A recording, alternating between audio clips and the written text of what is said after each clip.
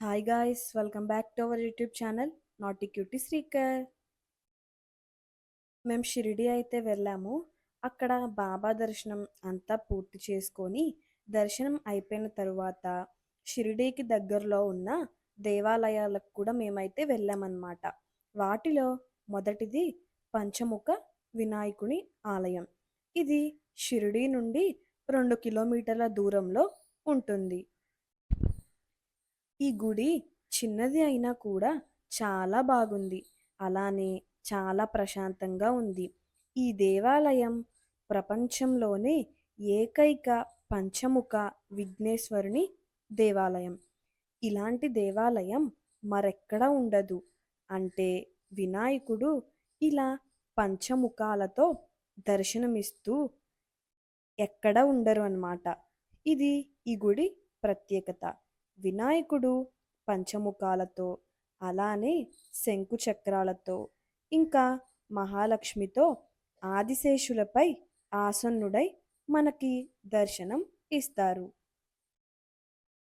ఈ వినాయకుణ్ణి చూడగానే కన్నులకు కనుల పండగగా అనిపిస్తుంది. అలానే మన మనసుకు చాలా ప్రశాంతంగా అనిపిస్తుంది. ఈ దేవాలయానికి ప్రత్యేకత ఏమిటంటే, మామూలుగా ప్రతి గణపతి దేవాలయంలో వినాయకుని ఎదురుగా ఎలుక ఉంటుంది. అదే వినాయకుని వాహనం మూషికం ఉంటుంది.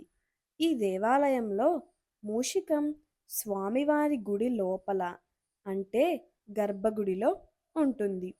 ఈ ఎలుకకు ఒక ప్రత్యేకత కూడా ఉంది. మగవాళ్ళు అయితే ఎలుక కుడి చెవిలో, అదే ఆడవాళ్ళు అయితే ఎలుక ఎడమ చెవిలో కోరికలు ఎలుక చెవిలో చెప్పేసి 40 రోజుల వరకు ఎవరికి ఆ కోరిక చెప్పకుండా ఉంటే ఆ కోరిక నెరవేరుతుంది అని ఒక నమ్మకం. దర్శనం చేసుకున్న తరువాత ఈ ఎలుక చెవిలో మనం కోరికను చెప్పుకుంటాము. ఇంకా అలానే ఈ గుడి వెనకాల ఇదిగోండి ఆంజనేయుని గుడి, ఇంకా అలానే సాయిబాబా మరియు అన్నపూర్ణాదేవి ఆలయాలు కూడా ఉన్నాయి. మేము అక్కడ కూడా దర్శనం చేసుకొని ఇక బయలుదేరాము.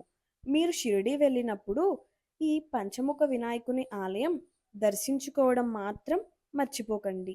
మీకు మా వీడియో నచ్చితే like, share, comment and subscribe to naughty cutie Srikar.